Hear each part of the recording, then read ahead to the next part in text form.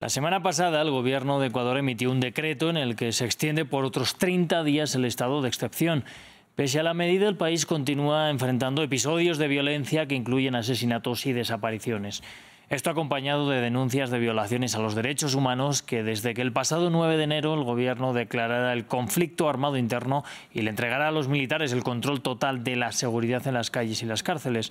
Vamos a conectar con Sofía Cordero. Ella es politóloga y miembro del Observatorio de Reformas Políticas de América Latina, integrante de la red de politólogas. Bienvenida aquí a France 24. Sofía, ¿qué balance podemos hacer por ahora de la situación en el país cuando el gobierno ha cumplido ya 100 días? ¿Qué ha cambiado también? Quería preguntarle respecto a la nación que dejó Guillermo Lasso. Sí, buenos días. Bueno, ha cambiado sobre todo la situación de seguridad a partir de la declaratoria de conflicto armado interno, ¿no? Como usted mencionó, eso hace que haya primero una sensación de que el gobierno está haciendo algo.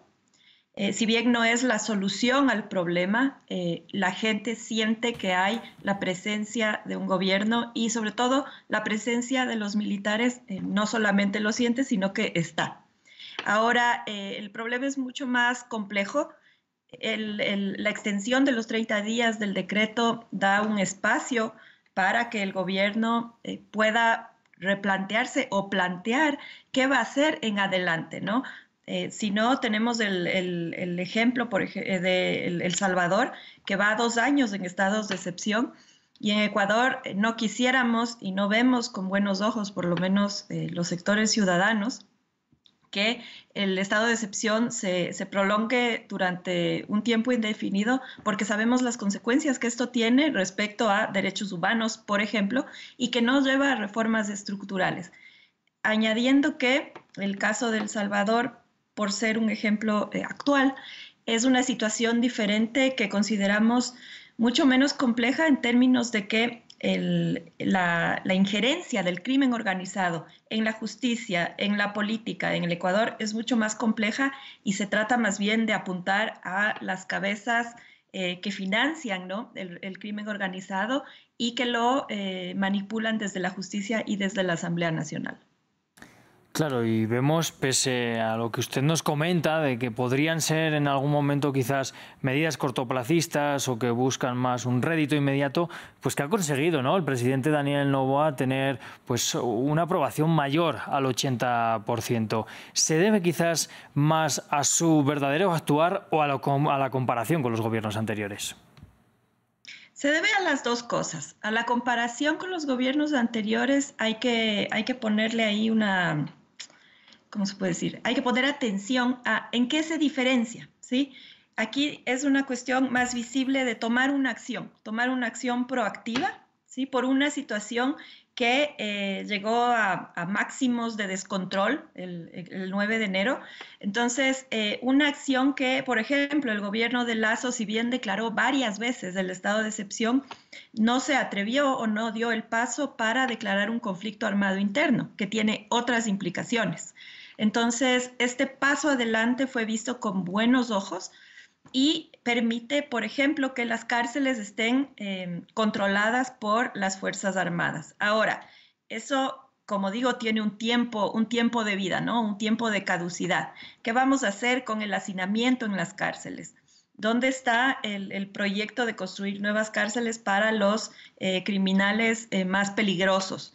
¿Qué vamos a hacer con la Secretaría Nacional que se dedica al manejo de las cárceles, que está totalmente corrompida y permeada por el crimen organizado? ¿Vamos a hacer una reforma constitucional para eliminarla o vamos a rehabilitarla? Entonces son cuestiones que quedan muy sobre la mesa y que todavía no están no están siendo debatidas y topadas por el gobierno. Entonces, esa es una gran diferencia con, por ejemplo, el gobierno anterior. Sin embargo, vamos a ver los acuerdos con Estados Unidos en materia de seguridad, todos fueron firmados en el gobierno anterior. Lo que ha hecho este gobierno es darles seguimiento y el cauce correspondiente a lo que se acordó durante el gobierno de Guillermo Lasso. Entonces tampoco hay que satanizar al gobierno anterior como que no hubiera hecho nada. Lo que no hizo fue dar el paso de declarar el conflicto armado interno.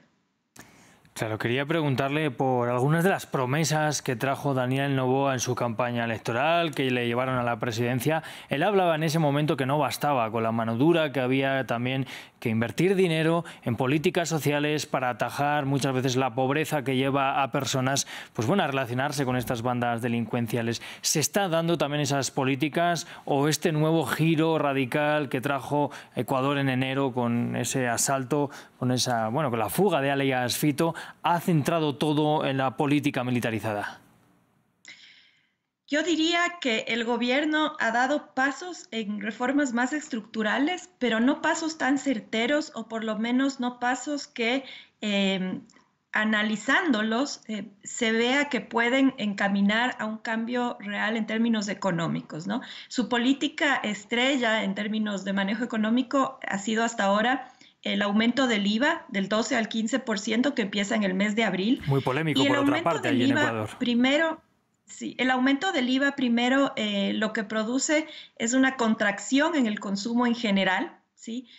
Si bien va a generar recursos para el Estado, los recursos que va a generar no son, están muy lejos de lo suficiente. Entonces, hubiéramos esperado que sean medidas mucho más proactivas, propositivas.